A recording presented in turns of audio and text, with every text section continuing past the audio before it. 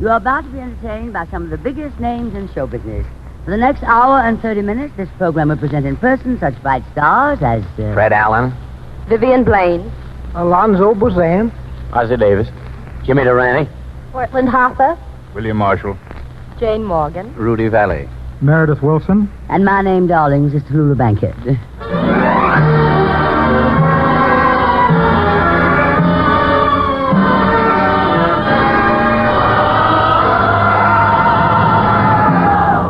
The National Broadcasting Company presents The Big Show. So listen, America, the Titans of America, we're going to fill you all of The Big Show, 90 minutes with the most scintillating personalities in the entertainment world. Brought to you this Sunday and every Sunday at the same time as the Sunday feature of NBC's All-Star Festival. And here is your hostess, the glamorous, unpredictable Tallulah Bankhead.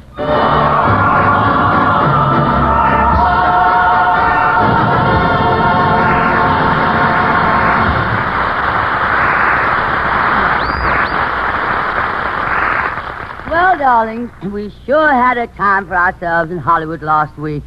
Ghastly. Oh, not that we didn't enjoy doing a show with all those wonderful people out there, but you've got to accustom yourself to so many different things. Now, take a little thing like the water, for instance. It felt different when I took my bath. And it even tastes different, they tell me. Well, it was so good to get back to New York, I was walking on air. I got out of the plane before we landed. Well, I was so glad to get back that Excuse me, Tallulah. Yes, what is it, Rudy Vallee? Tallulah, what time is this show over? 7:30, darling. Why? Thank you. Excuse me, Tallulah. To the young lady in the 8th row, 4th seat from the aisle with the dark red nail polish, I've been watching you, my dear. And I suggest dinner, a movie, and a nightclub. Meet me at the stage door at 7:30. Please be prompt. Rudy! This offer expires at 7:35, April 8th. Employees of the National Broadcasting Company and their relatives are not eligible to enter this contest. Thank you, Tallulah. Now, just a moment, Rudy. This is getting ridiculous. Every week there's somebody on this program who starts making dates with everyone else on the show and completely overlooks me. After all, I am Tallulah Bankhead. Glamorous, exciting, a scintillating conversationalist. And besides, I do the hiring on this show. To whom it may concern in the 8th row, please consider our date as of this evening canceled. I'm sorry. For you, of course. It would have been fun. This does not preclude a future engagement. Please send me your forwarding seat. Well, that's better. And don't forget we have a date after the show. I won't, and bring your checkbook. Now, where was I? Oh, yes. Oh, excuse me, Tallulah. Yes, Jimmy.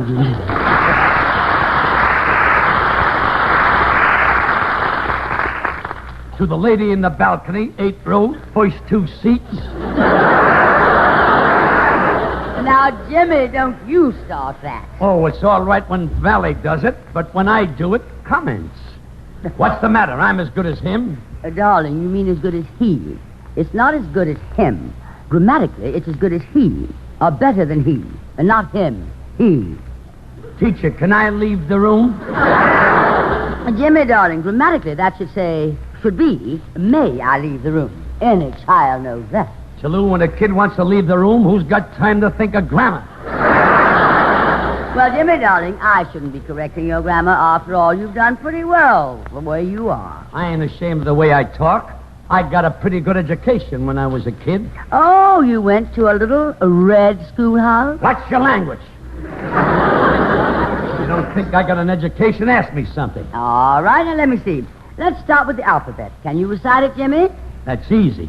N, B, C, D, E, F, G, H, I, J, K, L, M. Very good, Jimmy.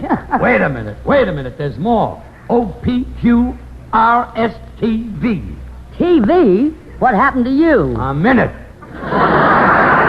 All right, Jimmy, what comes after TV? I don't know, but I'm ready for it. I know you will be, darling. Didn't think I knew the alphabet. Ask me some more. All right, how are you with arithmetic? I can take it or leave it. Well, now let's try you. How much is 1 in 1? One what? Just 1 in 1. It doesn't make any difference. It does with rabbits. Well, then how about this one, Jimmy? A little more difficult. Let us say butter is 20 cents a pound. How much butter can you buy for $3? I don't know that one. Why not? When butter was 20 cents a pound, I didn't have $3. Well, mathematics is not your fault. How do you do with languages, Jimmy? I studied them all. I studied French, German, Greek, Spanish. Oh? What was the toughest language for you? English. And you mastered all those other languages? Yeah, but it didn't do me any good. Hit it, Meredith. Say, now, the other day I was relaxing in my bubble bath, spearing the big ones with my nose. No sooner had I settled down and started to sing when the telephone began to ring. So calling for one of my butlers, I said, Meadows, I'll take that call on extension 12. And who do you think was calling? The president of Yale University, Mr. Harvard. He said, Mr. Durante, we want to confer on you the highest degree this school can offer. And what do you think they made me? An honorary human being. But with all my education, my mind is not at best. There's something I gotta get off my chest. I won scholarships and lots of fame at Oxford and at Notre Dame. But when I walk into a restaurant, I can't read a menu. When I'm in society, I'm never upset. You see, I know my etiquette. Why, even when I drink tea, I extend my little finger. That indicates a left turn into the spaghetti. You know, this may come as a surprise to you, but I was a child prodigy. Yes, I was years ahead of myself. Let me explain. Most kids graduate from public school at the age of 12. I was only 4. Most kids graduate from high school at the age of 18. I was only 12. Most kids graduate from college at the age of 24. I was only 15. And believe it or not, at the age of 32, I was only 27. Why, Einstein wouldn't make a move that I wouldn't approve, but still I can't read a menu. You know, folks, the other night I invited Mrs. Van Hemingway out to dine. That's the Rudy Vallee. I took one look at the classy French menu and it said, Paul Roger 29. I was afraid to order it. I thought it was a used car. At that juncture, Mrs. Van Hemingway handed me the menu and said, would you mind ordering for me? I was trapped. The only thing I could pronounce on the menu was, what's your hat and coat? Anyway, I nonchalantly picked up the menu and ordered. I ordered Boulanger Milanese Vichyssoise Soufflé. 2 hours later, out came an order on a silver wagon. Underneath the tray was a flame, and on top of the flame, there it was undercover. My Boulanger Milanese Vichyssoise Soufflé. I knew I'd muff before I got finished with it. Placing it before me, I lifted the lid. And what do you think it turned out to be? A grilled Frankfurter. So you see, I save my money every dime, yet I'm starving half the time, 'cause I can't read a menu.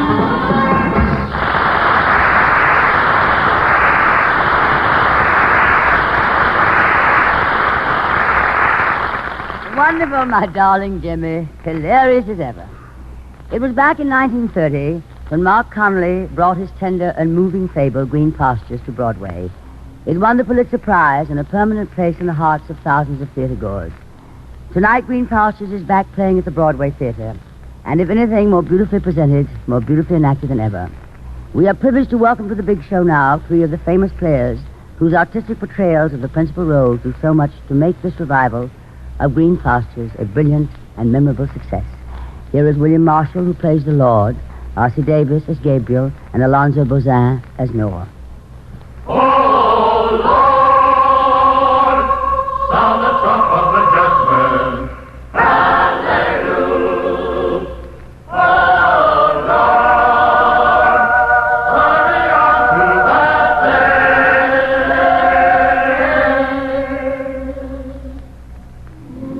day. The scene is God's private office in heaven.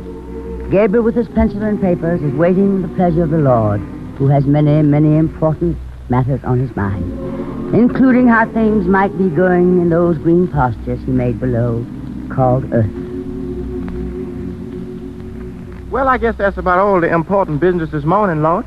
How about that cherub over at Archangel Montgomery's house? Where do they live, Lord? That little 2-story gold house over by the pearly gates. Oh, that Montgomery. I thought you was referring to the old gentleman. Oh, yeah. Here it is. Cherub Christina Montgomery, wings is molten out of season, and nobody know what to do. Well, now, take care of that. You gotta be more careful, Gabe. Yes, Lord. Now, watch yourself, Gabriel. Don't you blow that horn. I wasn't gonna blow, Lord. I just pick it up every now and then so as I can keep the feel of it. Is there anything else you ought to remind me of? The prayers, Lord. The prayers? From mankind. You know, down on the earth. Oh, yeah. The poor little... bless my soul, I almost forgot about that. Must be 300 or 400 years since I've been down there. I wasn't any too pleased with that job. Ha! You know you don't make mistakes, Lord. So they tell me. I find I can be displeased, though. And I was displeased with the mankind I last seen. Maybe I ought to go down there again. I need a little holiday. Might do you good, Lord. I think I will. I'll go down there, walk the earth again, and see how them poor humans is making out. What time is it by the sun and the stars? Just exactly 1/2 Lord. Well, take care of yourself. I'll be back Saturday. And I couldn't hear nobody pray. I couldn't hear nobody pray. Away down yonder by myself. And I couldn't hear nobody pray. My goodness. Things are real bad down here. I never did see so much sin. Why, I'd rather have my Earth people with a bunch of channeled catfish than I would mankind in his sin. Oh, I just can't stand sin. Well, I guess I gotta be getting along here. Morning, brother. Good morning, brother. I declare, you look like a good man. I tries to be, brother. I'm the preacher here. I don't think I seen you to the meeting. Oh, I just come to town a little while ago, and I've been pretty busy. Yeah, most everybody around here is pretty busy these days. They're so busy they can't come to the meeting. It seems like the more I preaches, the more people ain't got time to come to church. I ain't hardly got enough members to fill up the choir. I got to do the preaching and the basement, too.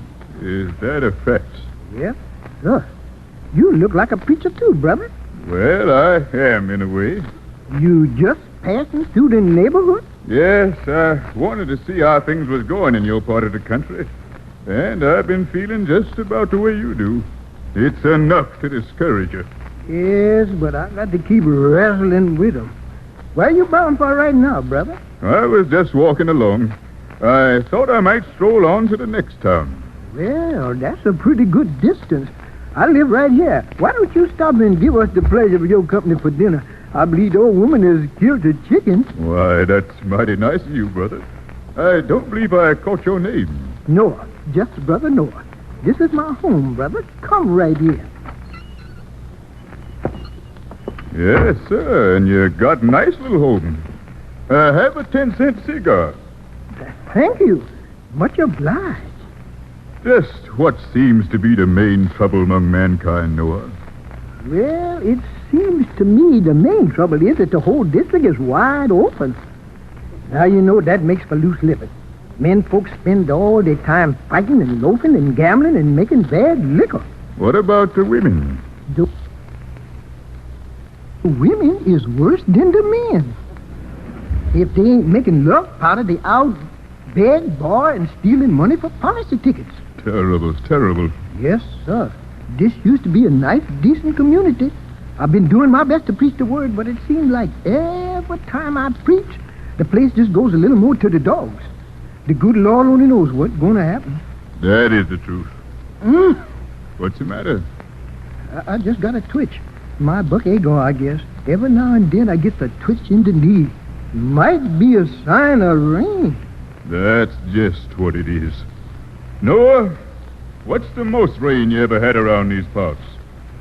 Well, the water come down for 6 days steady last April, and the river got so full, it bust down the river all up above Freeport, raised Keene all the way down to the Delta. What would you say was it to rain for 40 days and 40 nights? I would say that was a complete rain. Noah, you don't know who I is, do you? Your face looks easy, but I don't think I recall the name. Look again, Noah. I should have known you. I should have seen the glory. That's all right, Noah. You didn't know who I was. I was just old preacher Noah, Lord. I'm your servant. I ain't very much, but that's all I've got. Sit down, Noah. Don't let me hear you shaming yourself. Is you a good man? Just wanted to find out if you was good, Noah. Far as I can see, you and your family is the only respectable people in the world. They just all poor sinners, Lord. I know. I'm your Lord. And I'm a God of wrath and vengeance. And that's why I'm going to destroy this world. Just as you say, Lord. I ain't going to destroy you, Noah. You and your family and your sheep and cattle and all the other things that ain't human, I'm going to preserve. But the rest is got to go. They all got to go. Everything. Everything in this pretty world I made. Except one thing, Noah. You, your family, and the things I said is going to ride that storm in the ark. Here's the way it's to be. Yes, sir. This seemed to be complete. Now about the animals, Lord. You say you want everything? 2 of everything. That would include giraffes and hippopotamuses? Everything that is. Well, there was a circus come to town last week. I guess I can find them. Of course, I can get all the rabbits and possums and wild turkeys either. I'll just send the boys out. I was just wondering. About what? About snakes. Think you like snakes, too? Certainly I want snakes. Oh, I can get snakes, lots of them. Of course, some of them's a little dangerous. Maybe I better take a keg of liquor, too. You can have a keg of liquor. Yes, sir. There's an awful lot of different kinds of snakes, come to think about it. There's water moccasins and cottonmouths and rattlers. Must be 100 kinds of other snakes down in the swamps. Maybe I better take 2 kegs of liquor. I think the 1 keg's enough. No, I better take 2 kegs. Besides, I can put one on each side of the boat and balance the ship with them, as well as having them for medicinal use. You can put 1 keg in the middle of the ship. Oh, just need to take 2 kegs, Lord. I think 1 keg's enough. Yes, Lord. But you see, 40 days and 40 nights. 1 keg, Noah? Yes, Lord, 1 keg.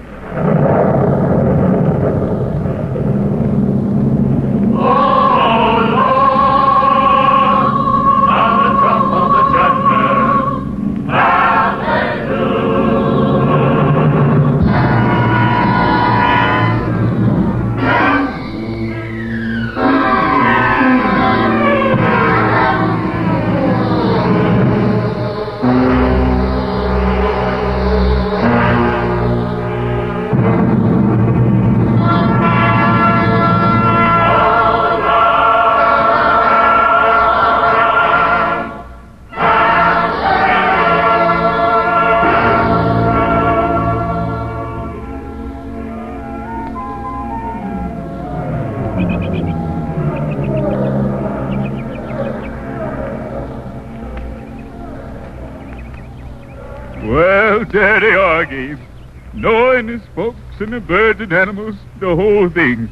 High and dry and starting all over again. Yes, Lord. They sure is starting in all over down there. Well, it don't seem to set you up much, Gabe. Oh, well, Lord, you see, it ain't none of my business. What? I say, I don't know very much about it.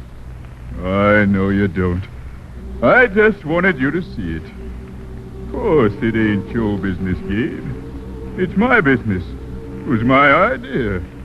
Why, the whole thing was my idea. And every bit of it's my business and nobody else's. Why, the whole thing rests on my shoulders. I declare, I guess that's why I feel so solemn and serious at this particular time. You know, this thing's turned into quite a proposition. But it's all right, Lord. As you say, it's did. Yes, sir, it's did. I only hope it's gonna work out all right.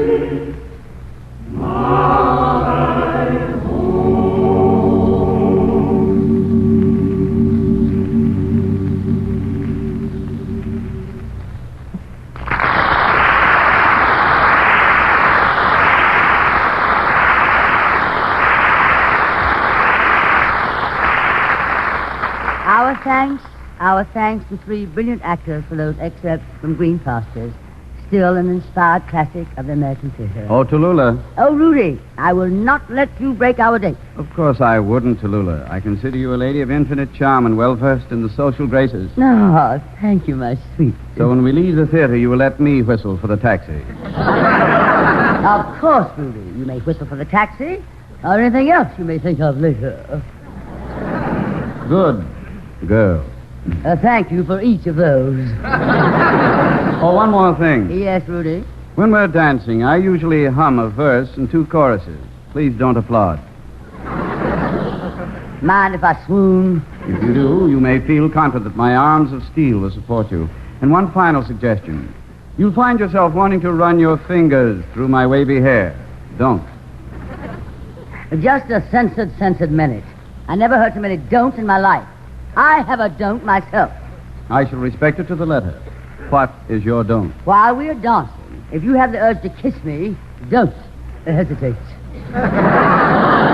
And now, if you will just cool your heels a while, vagabond lover boy, I would like to present our next guest. He is a beautiful blonde young lady who was born in Boston, tried to make her mark as a singer, found it going rough, went over to France, and overnight became the toast of Paris. After 4 years, she returned to America as a French discovery. Here she is, Miss or Mademoiselle Jane Morgan. Hello, or comment allez-vous, Tallulah? How do you do, Miss Morgan? My name is Rudy Vallee. Oh, hello. This is a pleasure. I understand, my dear. Look, Rudy, if you don't mind, I would like to introduce Jane's song. I'm dying to hear her sing. What is your song, Miss Morgan? Je voudrais chanter Hymne à l'amour. Eh bien, dimanche prochain, comme d'habitude, l'on chantait à Paris? Oh, mais oui, je l'ai chanté souvent. Connaissez-vous Paris? Non, j'adore Paris. Mes élèves ont un beau palais printemps. Vous avez parlé comme un vrai Français. Ah, je suis né docteur jambon. Ha, ha, ha, ha. Le crayon est sur la table. You going to sing now, Jane? I'm ready. I'd be honored to introduce your song, if I may. I would be honored to sing it for you. Steady now. Ladies and gentlemen, the lovely blonde Miss Jane Morgan, wearing dusty coral nail polish, will sing Hymn of Love. Et moi, qu'est-ce que je deviens? Meaning, whatever became of me. The music, Maris, darling, if you please.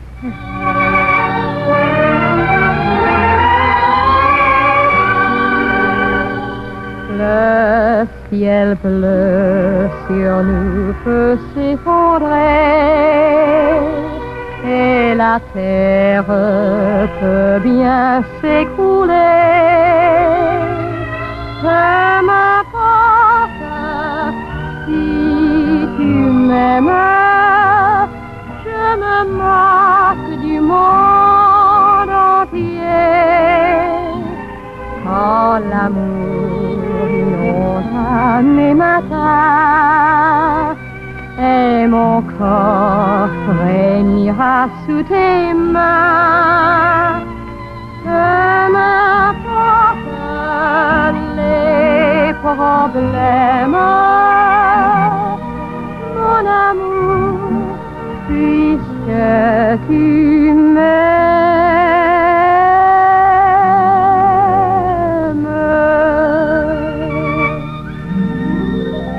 J'irai j'irai jusqu'au bout du monde, je me ferai teindre en blonde, si tu me le demandais. J'irai décrocher la lune, j'irai voler la fortune, si tu me le demandais. J'irai loin de ma patrie, je renierai mes amis, si tu me le demandais. On peut bien rire de moi, je ferai n'importe quoi, si tu me le demandais.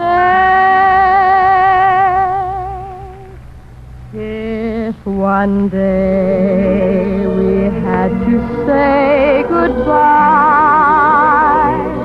and our love should fade away and die, in my heart you will remain dear.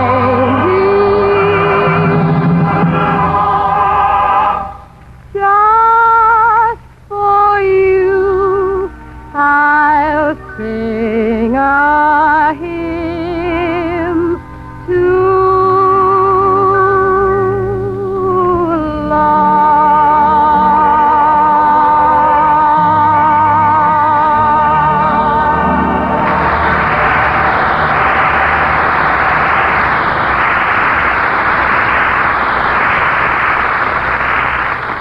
Thank you, Jane Morgan, and bon voyage. And you must come back again some other year. Jane, you really have a very lovely voice. I'd like to get together with you and discuss it further one of these days. Oh, I'd like that very much. How about tonight? Just a minute, Buster. You have a date with me tonight at 7:30. I know, my dear. Jane, shall we say 7:45? Oh, I'm so sorry, but I already have a date with a man of impeccable taste. He told me he knows the best French restaurant in town, and he's going to order the finest French dinner I've ever had. A Frenchman? Oh, yes. He speaks the language like a native. Well, in that case, I concede defeat to a better man than I. Bully for you. Well, Jane, here I am. Are you ready, my petite Fräulein? Frenchman? Si, si, senor. And according to French custom, you will meet with me in the morning for a duel to the death. 6 o'clock, sir? 6 o'clock. And if I'm not there, you can start without me.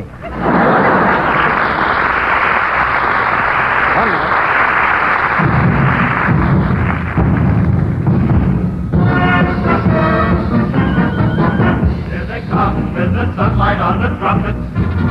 Here they come with the banners flying high. In my throat there's a lumpy sort of feeling, and a bright gleam of pride is in my eye. Here they come with the clarinets a-wailing. Here they come rather bravely up the square. And I know in a moment I'll be cheering, and my fine Sunday hat will be high in the air for the new exfoliant marching society of students conservatory band. Yes, the new exfoliant. You have been listening to Meredith Wilson and the Big Show Orchestra and Chorus. I'll take just a moment before we continue to say that this is NBC, the National Broadcasting Company.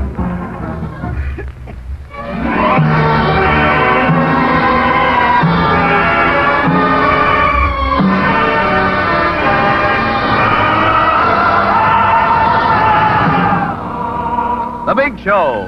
This is the National Broadcasting Company Sunday extravaganza with the most scintillating personalities in show business. The Big Show, the Sunday night feature of NBC's All-Star Festival, is brought to you by Chesterfield, the only cigarette that gives you mildness, plus no unpleasant aftertaste.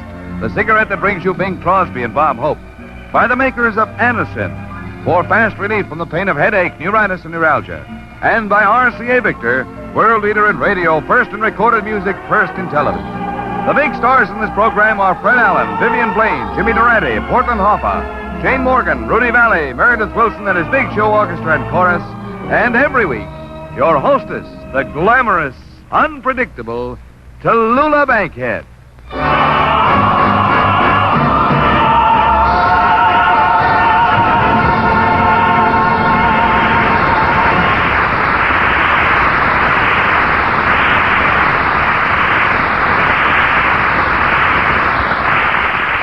Well, darlings, when we did this show from Hollywood last week, I left in such a rush, I forgot to make a phone call. And it's rather important, darling, so I know you won't mind if I talk to my friend over this microphone. Hello, Merle. This is Tallulah. Oh, thank you for having me to dinner and for lending me that lovely scarf when I went home that night. You'll find the scarf wrapped around the lamppost in front of my hotel. I forgot now why I wrapped it around the lamppost, but it seemed like the thing to do at the time. And oh, yes, thanks so much, darling, for lending me your car for the week. Oh, and Merle, keep Tuesday morning free. You have a date in traffic court. Oh, but it wasn't your fault at all. I found a wonderful place to park the car, and they put a ticket on it. I'm sure it must be a mistake, because there was a big sign right there that said, "Fine for parking." And, oh, yes, darling, about the car. You remember the lamppost I mentioned with the scarf wrapped around it? You'll find the car wrapped around it, too. Well, that's why I wrapped the scarf around the lamppost. I couldn't stand there and watch the lamppost bleed to death, could I? Welcome back to New York, Tallulah. Red Allen, darling. Thank you.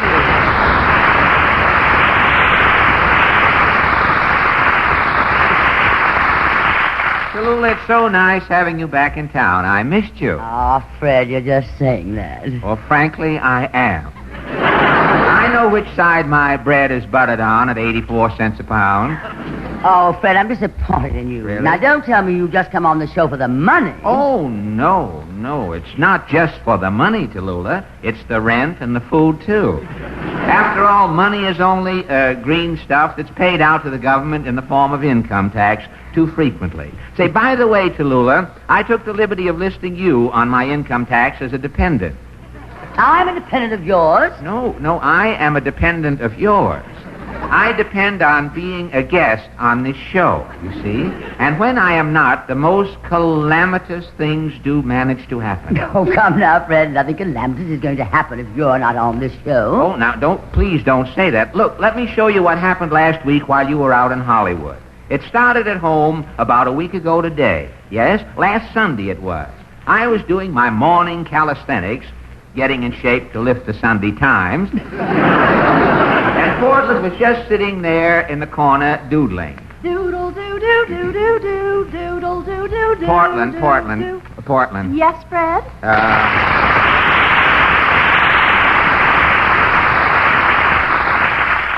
Will you stop doodling without any yanking in front of it? Will you just... I was thinking, Really? Fred... Wait a minute. With what? Let's... Yes? Fred, when we go to the Copacabana tonight, Yeah? you ought to buy orchids for the 3 ladies in the party. Orchids? Are you kidding? It's bad enough to have to take a party of 6 to dinner at that sunken Taj Mahal. I should buy orchids yet. And it had to be this week. You arranged the whole thing with Tallulah taking her show to Hollywood, and I'm out of a job. Well, you told me, Tallulah... Now, wait a minute. If this dialogue, get some stuff for the frog in there. Give the frog a few lines if you have them in your throat. Don't just standing there with nothing to say. You told me Tallulah likes you. Well, she does in a geographical way. She told me she'd go to the ends of the earth for me. But did she have to start this week? Well, it's uphill. She wanted to get an early start. Just when I want you to buy some orchids. Oh, stop. Why didn't you go to NBC and clear your throat before we started the whole... Oh, stop with the orchids, Portland. Look, I got along very well before I knew Tallulah, back in B.C. And I'll get along... You want me to 5, 10... you clear your vote. 5, 10, 15, 20. And I'll get along now, too. I was on radio for 17 consecutive years before I went off the air. Well, Mama always said you couldn't hold a job. Yeah? And Mama says you should have taken that job you were offered in Louisville as a disc jockey. Well, that wasn't a disc jockey. That was just jockey. And tell your mother to stop riding me unless she weighs in before. Mama warned me that someday you would deny me the simple little things of life. The simple little things like orchids, for example? Everybody wears orchids to a nightclub dinner. Well, what do you need with orchids? Look, can't you dye a couple of lettuce leaves purple? And after we get there, you can sprinkle a little oil and vinegar on them, and we'll save on the salad. Oh, no, not again. I did it last week when you told me to take the the pimento out of the olive and put it in my ring for a ruby. Well, it looked very good with that string of pearls you were wearing. Pearls? It was a wet-looking ruby, but I mean, it looked well with the pearls. Those baby onions you made me string around my neck. Well, I thought you looked good enough to eat. Well, if you won't buy the orchid, I won't go. Good. I'll call up and cancel the table at the Oh, Copa. Fred, you didn't actually cancel the table. Well, I certainly did, Tallulah, and the chairs, too. I called up a friend of mine who happens to be working at the Copa. Hello? Yes, this is Jimmy Durante. Jimmy, I want to cancel that table for dinner for tonight. Cancel the table? Wait a minute. We don't allow eating on the floor. Well, I mean, we're not coming. Cancel it. And you didn't go to the Copa? No, we didn't. And when word got around to the owners of the Copa, the tables were being canceled, so they told Jimmy Durante that they were going to cancel him. So Jimmy instantly got on the phone. Hello, Rudy Vallee? Yes, this is he. This is Jimmy Durante. Oh, hi-ho, Jimmy. And ho-hi-ho to you. Don't push me out of the mic. Ho-hi-ho to you, too. Maybe we might have got a second laugh. Who knows? You got a minute? Sure. My time is your time is my time. All right. Don't give me no concert. I got a job for you. I'm being canceled out of the Copa. They're looking for a cheap act to take my place. How dare you? When do I start? Right away. You got any new, fresh material? No, but I'll have some written. I'll call up a friend of mine right away. Hello? Is this the unemployment insurance office? I'd like to speak to Fred Allen. This is Rudy Vallee. Oh, hello. Rudy? Yes, you just caught me here in time. Fred, will you write some fresh new material for me? I'll pay you $1,000. Well, that's a deal. Thank you, Rudy. For anyone who noticed that I got my phone call at the unemployment insurance office, I really ought to explain that I've been doing so much business with them lately that they have put a branch office in my living room. Now, on with the plot. Portland, order those orchids. We're going to the Copa tonight. But, Fred, you canceled the reservation. Oh, shucks, so I did. Well, I'll fix that right away. I'll call my friend Jimmy Durante. Hello, Durante speaking. Jimmy, this is Fred Allen. I want that table back for dinner. Hello, this is Rudy Vallee speaking. This is Jimmy. That job at the Copa for you is off. They're buying tables again. Yes. Will you get off the phone, Jimmy? I have to make a call. Hello? Yes, this is Fred Allen. Fred, I'm sorry, but I won't need that new material. Why? Are you going on television? No, my job has been canceled. Portland, cancel those orchids. Well, Fred, you're right back where you started from. Well, it even went farther than that, Tallulah. Portland canceled the $20 worth of orchids. The florist had been counting on that $20 to make a payment on his car. They took the car away. The florist's son, who had been promised the car for that night so he could propose to his girl, had to take a streetcar. He started to propose to the girl on the streetcar. The streetcar gave a lurch, and he found himself engaged to the wrong girl. And the first girl sued him for breach of promise. And the second girl was already married, so the florist's son was sent up for 20 years. So you see, Tallulah, there you are, having jinx high and low in California, while this poor florist's son is sitting up there in jail with a single petunia, all because you didn't have me on your program last week. For shame, girl. I wish I were dead.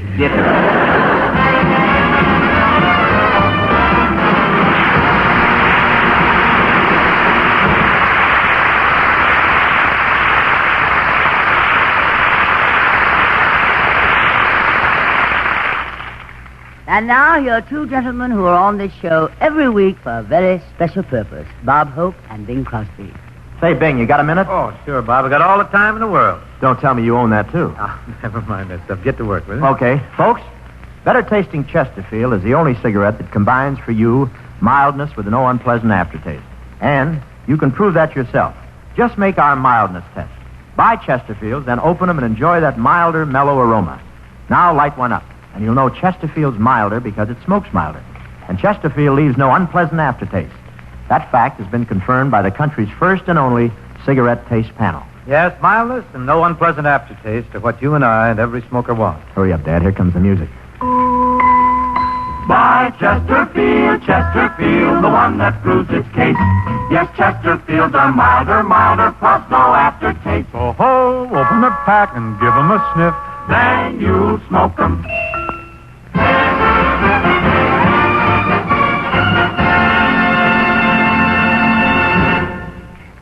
This past week, the drama critics of New York made their annual awards for the best plays on Broadway. The award for the best musical comedy went to Guys and Dolls. We are fortunate to have on the big show this evening the beautiful, young, and talented blonde who stars in Guys and Dolls, Miss Vivian Blaine.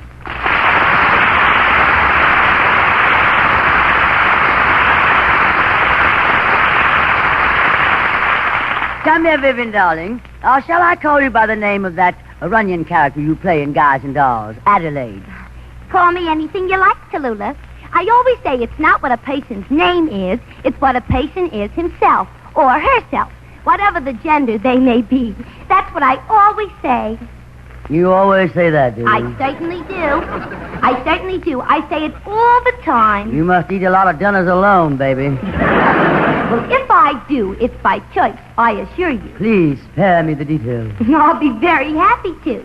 You see, a girl like me has to be very careful of the patients with who she associates with. Why? Well, there's only one reason a guy goes out with a doll like I. It's my build. Your what? My build. Didn't you notice the build on my body? Oh, of course, you're very trim. But, darling, I don't worry much about that. Men go out with me for my mind. Yeah? Well, men go out with me for what I don't mind. Every guy I go out with wants to neck. Aren't men disgusting? Oh, I don't find them that way, darling. I went out with a man the other night. He didn't even try to hold my hand.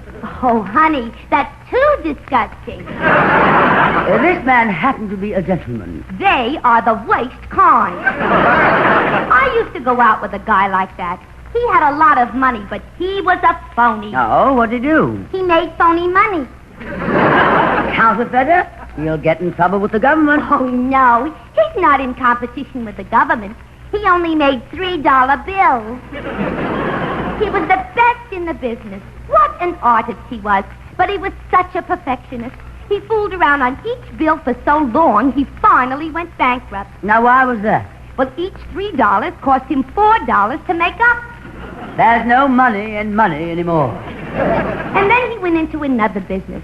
What an unlucky guy. So nice, but just no head for business. He was doing great in this new business, and suddenly the phone company raises the calls to 10 cents, and he's overloaded with nickel slugs. Yes, it's getting so a man can't make an honest dollar these days. You're so right, Tallulah. He finally got so discouraged he gave up being legitimate and went into a crooked business. Oh, really? What's he doing? He's in politics. I don't see him anymore, except on television once in a while.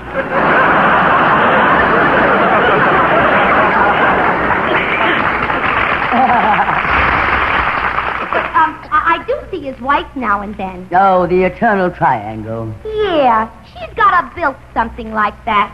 I must say, I still vote for him every election. That's one thing I always say. A loyal friend is a person who is loyal to his friend, or her friend, depending upon whether the friends are guys or dolls. Well, darling, you just keep on saying that. Meanwhile, I'd like to introduce... We dolls on Broadway are loyal to a friend to the end. The end. Good. Now, I would like to Now, you take a friend of mine, Tallulah. Must I? Well, this particular friend of mine, who shall be nameless, is going with a guy who got himself into a little bit of mischief. He murdered somebody. And when he went to the electric chair, do you know that she promised to wait for him? Good for nameless. Now, darling, would you mind singing your song? Ladies and gentlemen, Miss Vivian Blaine singing The Thrill Is Gone. Meredith, if you please, darling.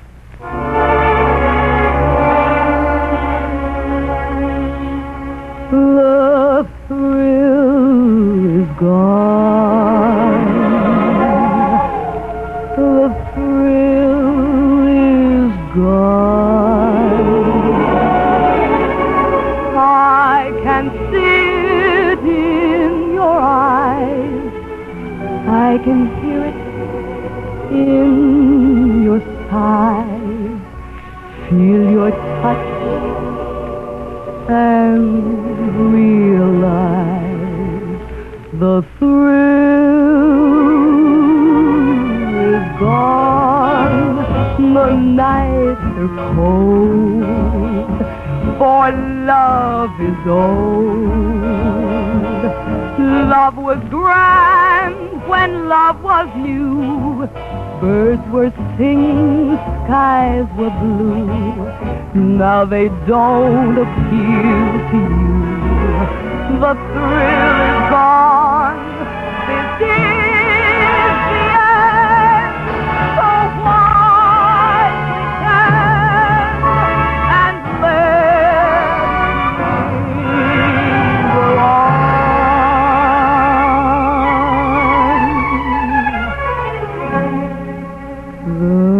The thrill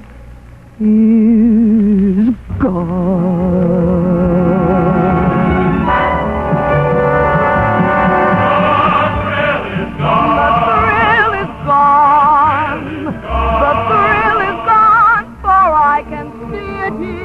gone. I can hear it in your sighs, feel your touch and realize the thrill is gone. The nights are cold, and love is old, but love was grand when love was new. Birds were singing, skies were blue. Now they don't appeal to you. The thrill is gone. This is the end. So why pretend and let it linger on? The thrill is gone. This is the end. The thrill is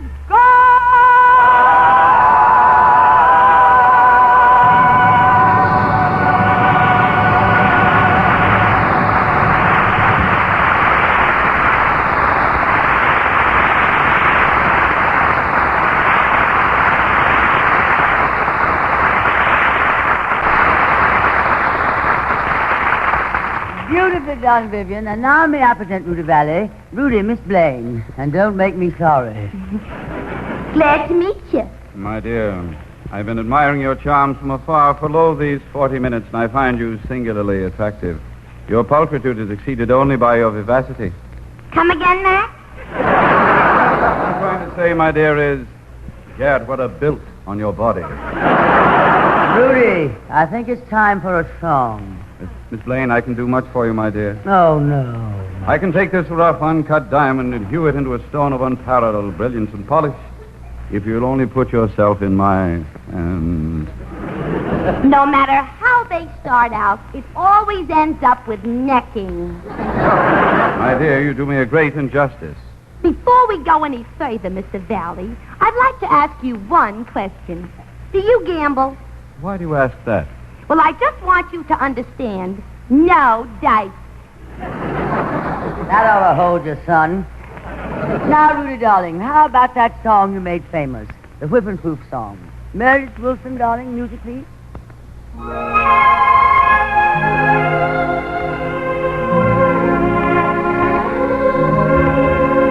To the tables down at Morey, to the place where Louis dwells, to the dear old temple bar we love so well. Sing the whipping poofs assembled with their glasses raised on high, and the magic of their singing cast its spell. Yes, the magic of their singing of the songs we love so well. Shall I wait thee and Mavournin and the rest? We will serenade our Louis while life and voice shall last. then we'll pass and be forgotten with the rest.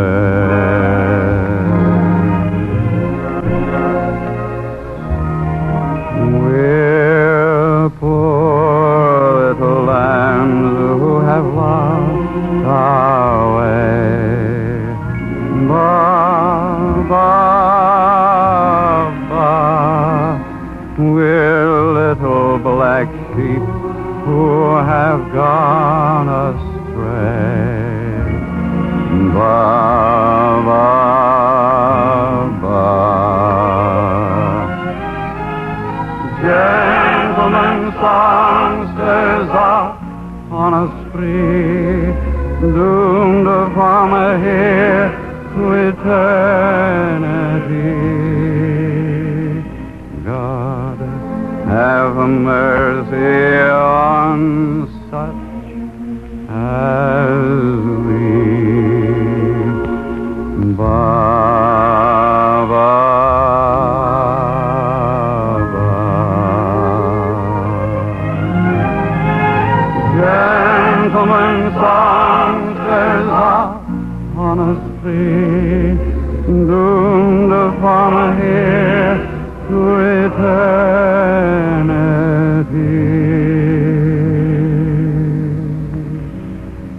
God, have mercy on such as we.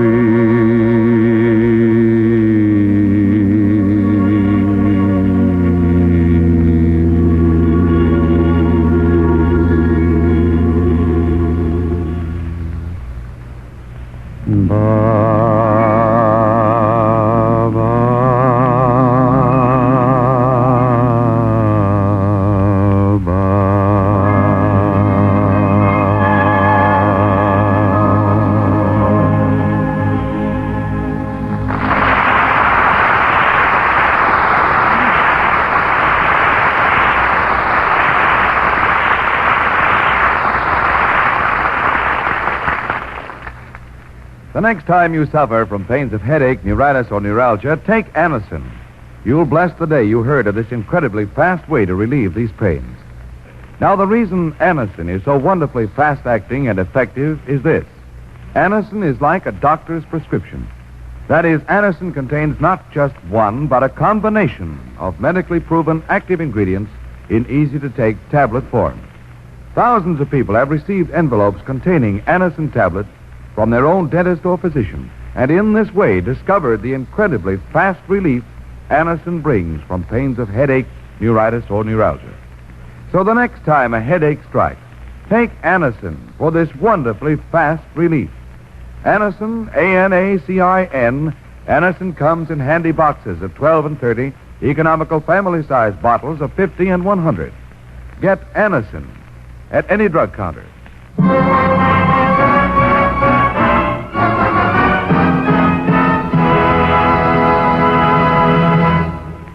I don't know whether you noticed it, ladies and gentlemen, but we have one gentleman on the big show this week who is famous for singing through his nose, Rudy Vallee.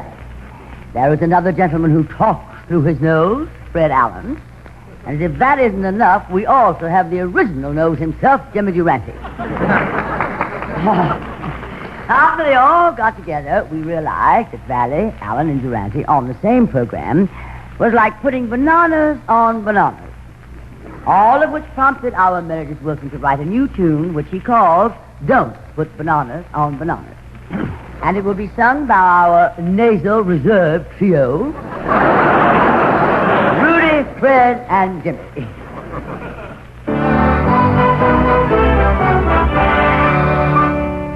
I was doing a little high-class beachcombing along the Florida Keys one day, hoping that a little bit of flotsam or jetsam might chance to come my way. When all at once a passing young beauty aroused in me a feeling of fatherly paternity. Redundant, but true. She was a local gal, known as Florence Flotsam, amongst the fellows of my fraternity. Ba, ba, ba. credit do we need these gentlemen? Later that evening, I met her, by prearrangement, of course, back of the merry-go-round. But all of her bathing suit charm of the day was nowhere to be found. She was wearing false eyelashes, false curls where no curls ever grew.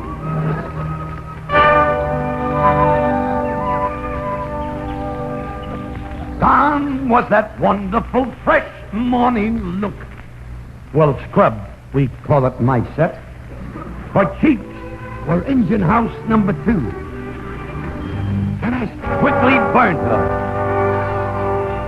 And this was my rejoinder. Don't put bananas on bananas. Do not gild the lily, I implore. Don't take Coronas to Havana. Take no oyster stew to Baltimore. Don't put bananas on bananas. Ain't no dimples on Melena's knees. Girls, must you figure that a figure's better bigger? Don't put bananas on bananas, if you please. Folks in Nevada, they don't need any dice. Right. Folks in Alaska, they don't need any ice. Right. Folks in Milwaukee, they don't need any brew. Right. And so, my friends, let me say to you, don't put bananas on bananas. Do not kill the lily, I implore. Take your peaches to Atlanta. Right. Do not sail your junk to Singapore. Don't put bananas on bananas. Do not add one whole to twice as cheap. Girls just get muscle when they tussle with a bustle. Don't put bananas on bananas, if you please.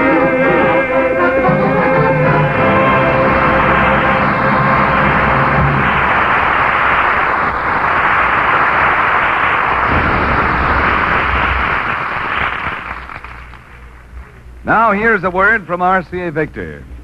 Soon another baseball season will be underway, and it promises to be the biggest and the best yet.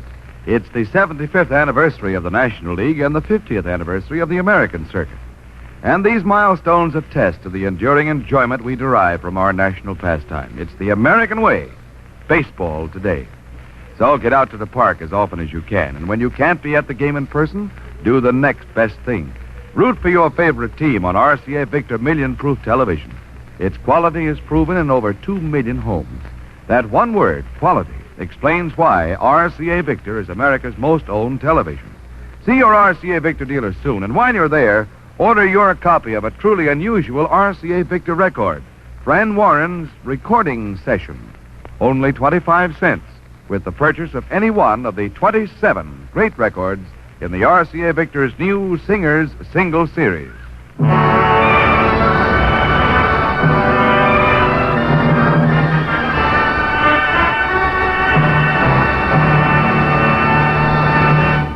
Well, darlings, we have more show for you with all of our guests in just a moment. But first, Ed Hurley wants to say... This portion of the program was brought to you by Chesterfield, the only cigarette that gives you mildness, plus no unpleasant aftertaste. The best cigarette for you to smoke. By the makers of Anacin, for fast relief from the pain of headache, neuritis, and neuralgia. And by RCA Victor, world leader in radio, first in recorded music, first in television. Now, Tallulah, if you'll ring your chime. I'll be glad to, Ed. This, darlings, is NBC, the National Broadcasting Company.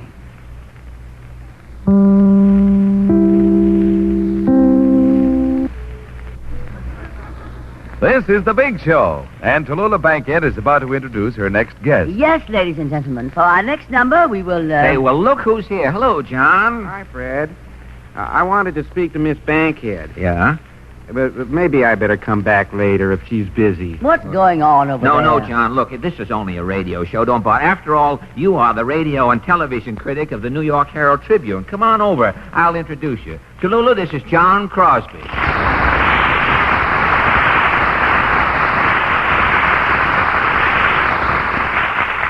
How do you do, Mr. Crosby? How's your father? The Bing wasn't feeling too well last week. Fred, maybe I better come back later. No, wait. No, John, just a minute. I'll straighten this thing out. Tallulah, Mr. Crosby is with the New York Herald Tribune. You mean Bing, with all his money, would let his kids sell newspapers?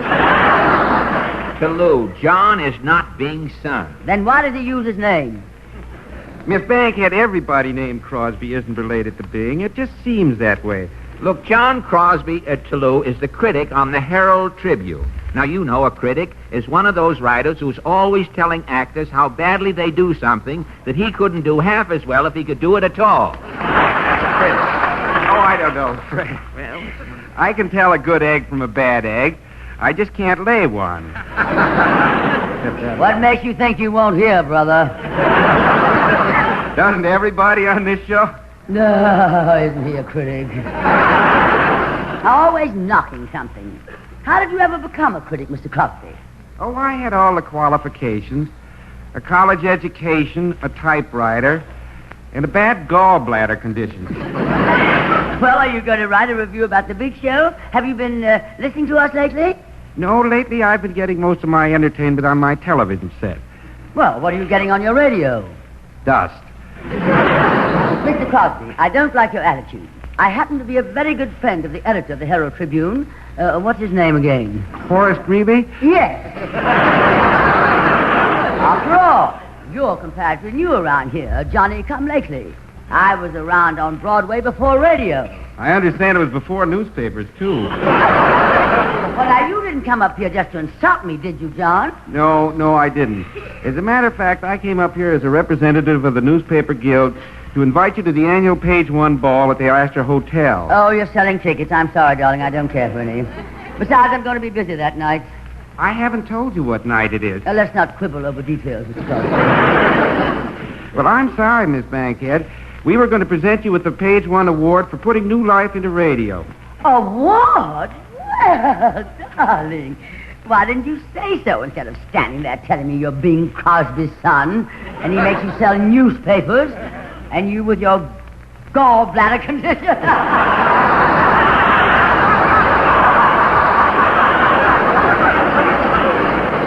An award? Well, thank you, darling. Are you on the committee to present? All drew lots to see who would come down. Please. All you fellas fighting to see who would come down here to invite me. And you won. I lost. Always a critic, aren't you? I'll bet your wife must have a sweet time of it with your criticizing everything around the house. Say, you know, Tallulah, that's an idea worth investigating. If you'll just sit down over there, John, and take a gallbladder pill, we'll give you our conception of the critic's life at home. We'll call it John's Other Life.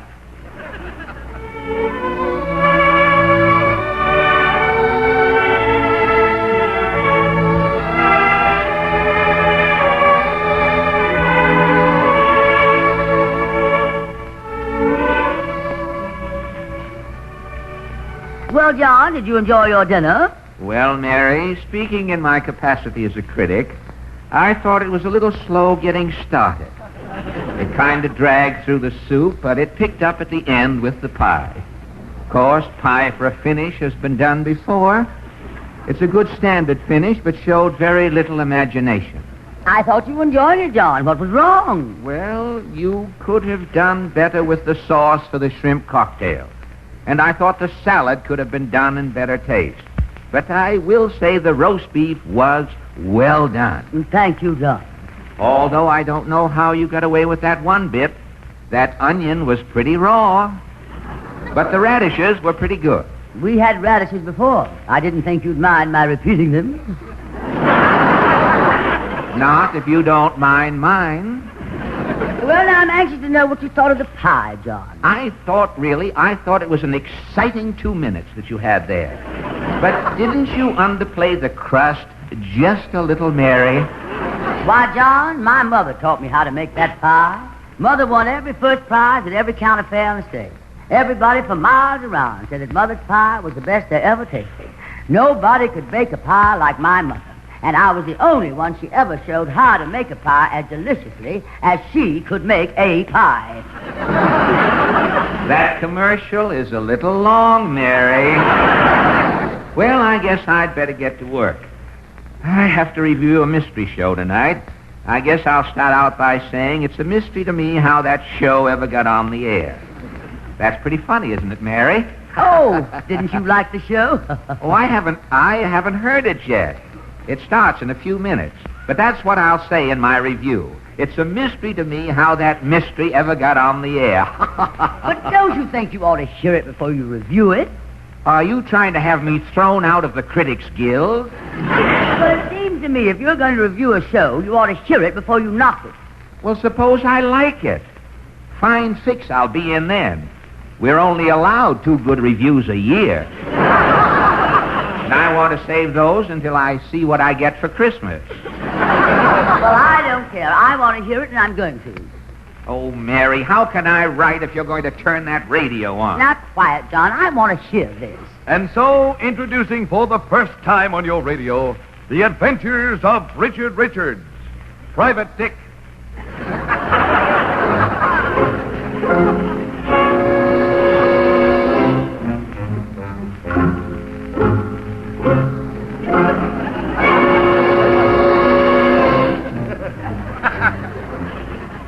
My name is Richard Richards.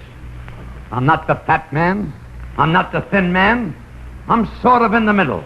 And every gangster in town is out to eliminate the middleman. I was sitting in my office one day eating my lunch when in walked this beautiful blonde with a beautiful built on her body. So I says to her, "How do you do, sir?" I didn't want her to think I noticed. Are you Richard Richards? That's right, lady. Well, my husband was killed last night. Please, not while I'm eating. I want you to find the murderer. You've got to help me, Mr. Richards. The police suspect me. Yeah?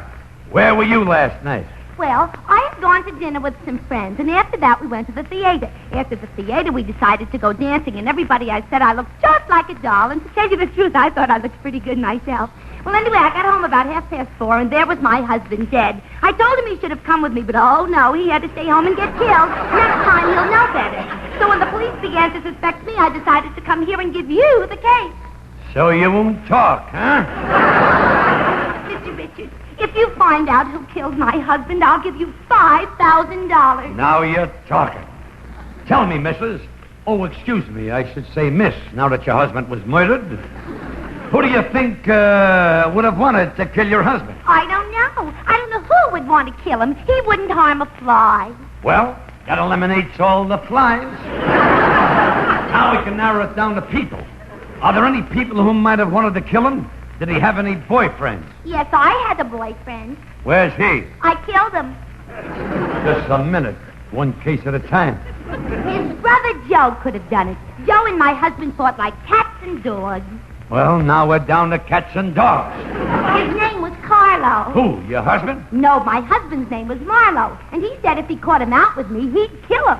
Who, Carlo? No, Marlo. But what oh. Marlo didn't know was that Carlo was mixed up with a phony racketeer named Harlow, and he was embezzling him. Who, Marlo? No, Harlow. But the oh. strange part of it was that Carlo made a deal with Harlow to run out on Marlo, so he decided to kill him. Understand? I'll take a chance.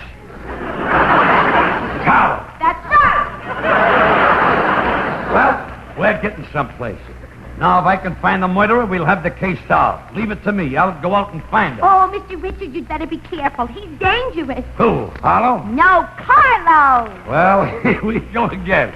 Okay, I don't care if he's dangerous. I'll take my 38 with me. 10 cents there, 10 cents back, and 18 cents for expenses. Oh, for heaven's sakes, Mary, I'm going to turn this thing off. John, what are you doing? I want to hear that program. Well, I've got to review this program. How can I listen to it and review it? Well, I want to hear it. I'm tired of you telling me what I can listen to and what I can't listen to. Mary, I am warning you. John, put that gun down. Don't shoot or I'll move. That does it. Now, maybe I can get this review written. Let me see. Richard Richards made its bow on radio last night. And I must say I found it very dull. But I will admit it killed my wife.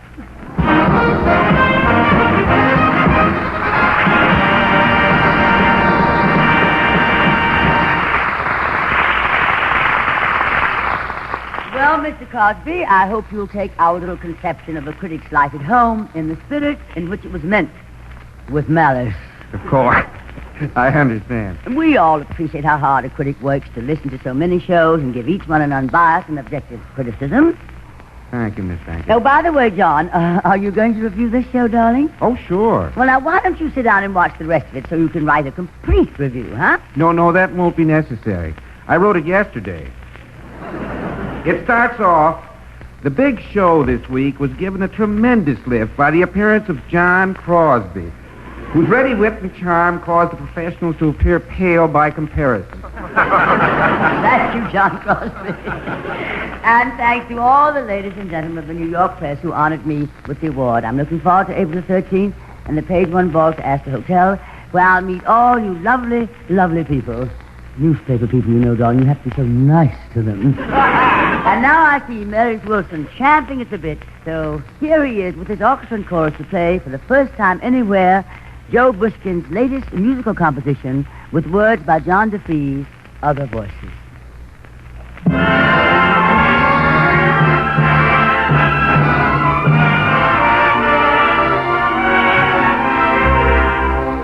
Other voices, other roots, other arms that hold me tight, other music, strangers dancing in the night. Other voices, other roots, other perfume fills the air, other midnight just remind me you're not there. I like her voice. I like her smile. She's not my choice. Yet for a while I kiss her lips. But I won't be true. I refuse to get used to anyone but you. Anyone but you. Other voice and other mood, other pictures in a frame, other voices call me darling still. I keep whispering your name.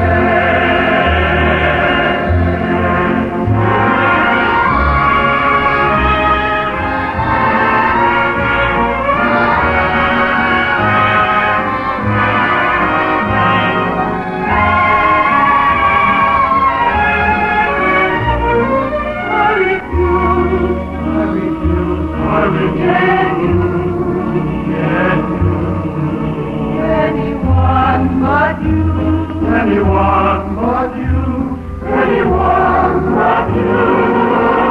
Other voice and other mood, other pictures in a frame, other voices call me darling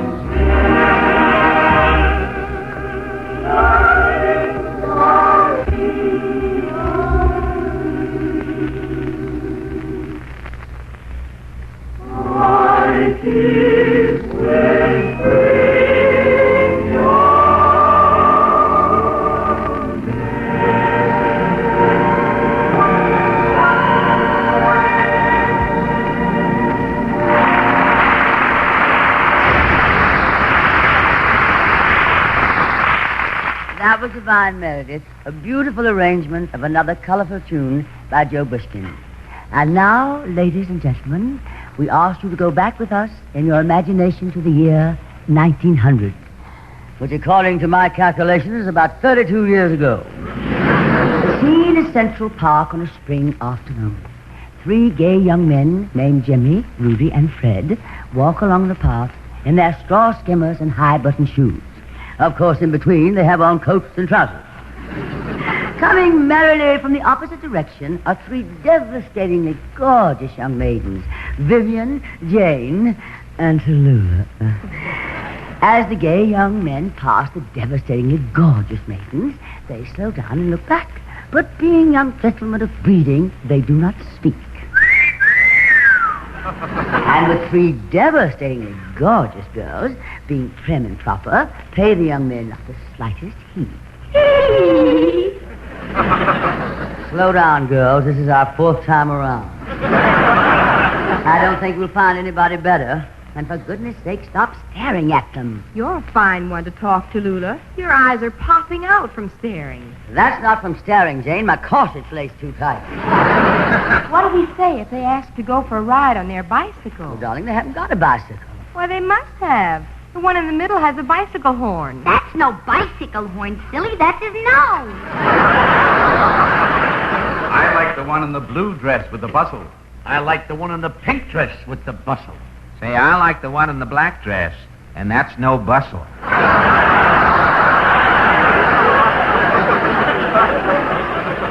She puts on a bustle, that would be putting bananas on bananas.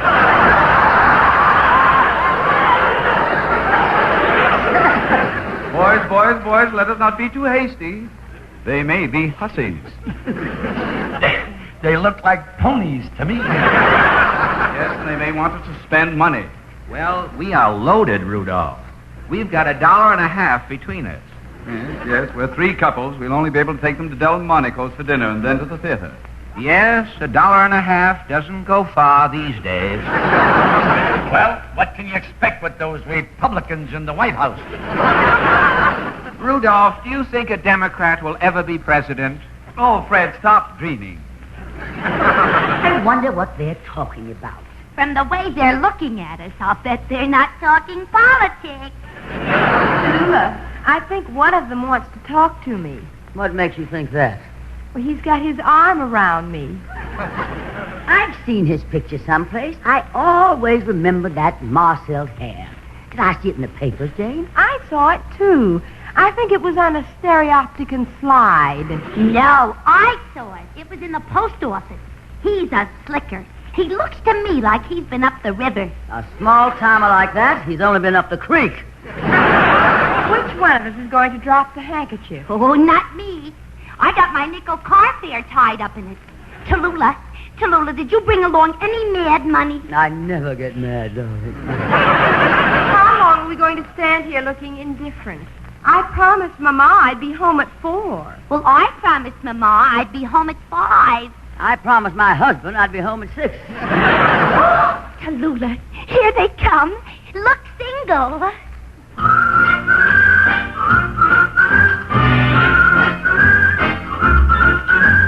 Tell me, pretty maiden, are there any more at home like you?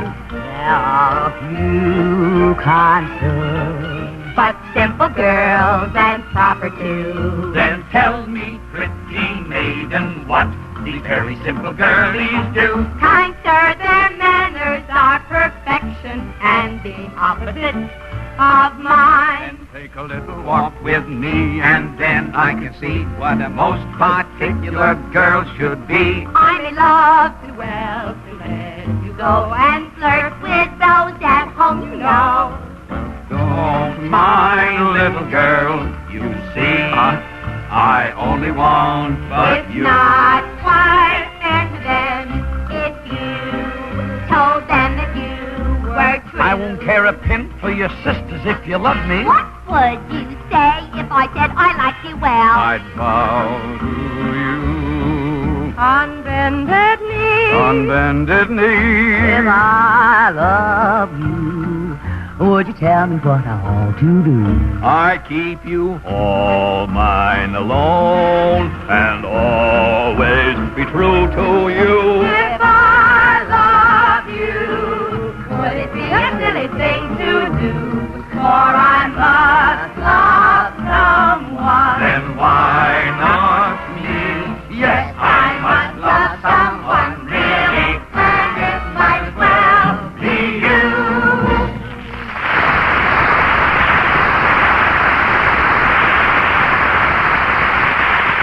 Oh, do you want an encore, darlings? How about it? Okay, Matt. Hey, Mona! These boys get it right.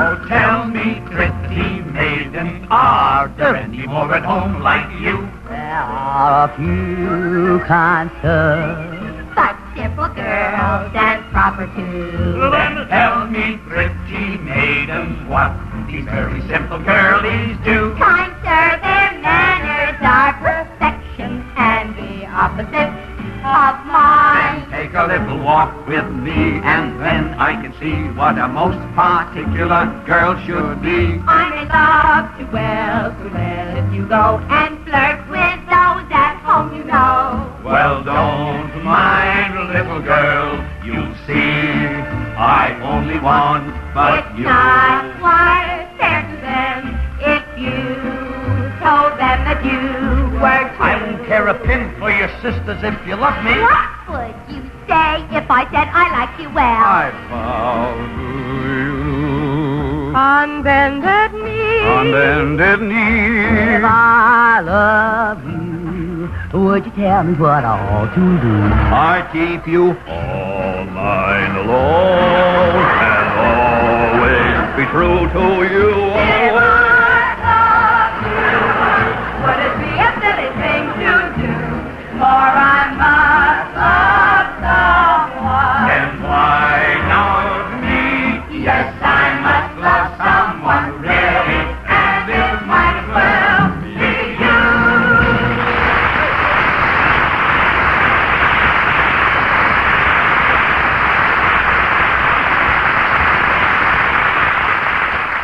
And now, Tallulah, it is time for all of us on the big show to welcome a very distinguished guest who, despite suffering the effects of a severe cold, has been kind enough to be with us here tonight. We are indeed honored by the presence of that distinguished American, officer of the United Nations, winner of the Nobel Prize for his efforts in behalf of the cause of peace, Dr. Ralph Bunche.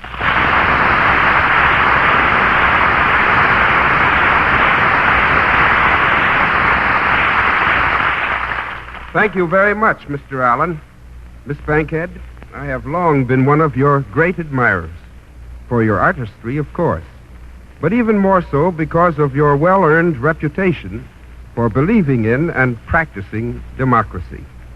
I am delighted at this opportunity to meet you on this great program. Incidentally, all of your friends and admirers will be happy to know that at Town Hall tomorrow night, on behalf of the George Washington Carver Memorial Institute, you are to be presented with the Award of Merit and Honorary Fellowship for your outstanding contributions to the theater, to the arts and sciences, to human welfare, and to good Americanism. That's good news and something fully deserved. You believe in people, Miss Bankhead.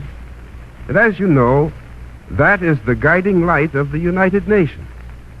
Belief in people of all kinds, in their desire and need for peace and freedom, in their progressive well-being, in applied democracy. I feel sure, Miss Bankhead, that all who believe in the American governmental system and in the American way of life will be happy to join me in congratulating you on the new and signal honor which will be presented to you tomorrow night at Town Hall.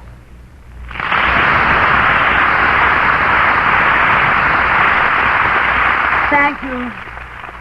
Thank you, Dr. Bunche, from the bottom of my heart. I am deeply touched and profoundly grateful to you. And now, ladies and gentlemen, next Sunday we have another cast of the big names of show business. Eddie Arnold, Eddie Cantor, Phil Foster, Tommy Henry, Martha Ray, and others. And, of course, our very own Meredith Wilson and the Big Show Orchestra and Chorus. Until then, may the good Lord bless and keep you, whether near or far away. Vivian.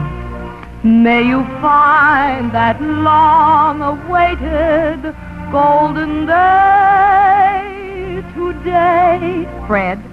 May your troubles all be small ones, and your fortune 10 times 10, Jimmy.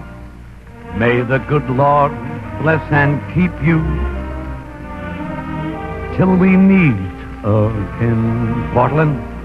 May you walk with sunlight shining and a bluebird in every tree. Meredith? May there be a silver lining back of every cloud you see. Jane? Fill your dreams with sweet tomorrows. Never mind what might have been. Will you, Marshall? May the good Lord bless and keep you till we meet again. Rudy? May you long recall each rainbow, then you'll soon forget the rain. May the warm and tender memories be the ones that will remain. Fill your dreams with sweet tomorrow. Never mind what might have been. May the good Lord bless and keep you until we meet again. May the good Lord bless and keep you till we meet again. Good night, darlings, and Godspeed to our armed forces all over the world who hear these broadcasts each week.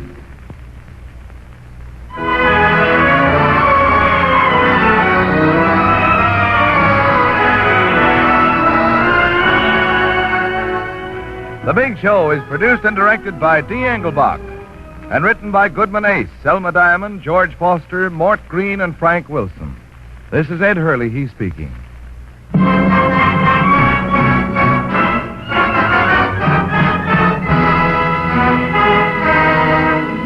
Later here at Theater Guild, now it's Phil Harris and Alice Faye on NBC.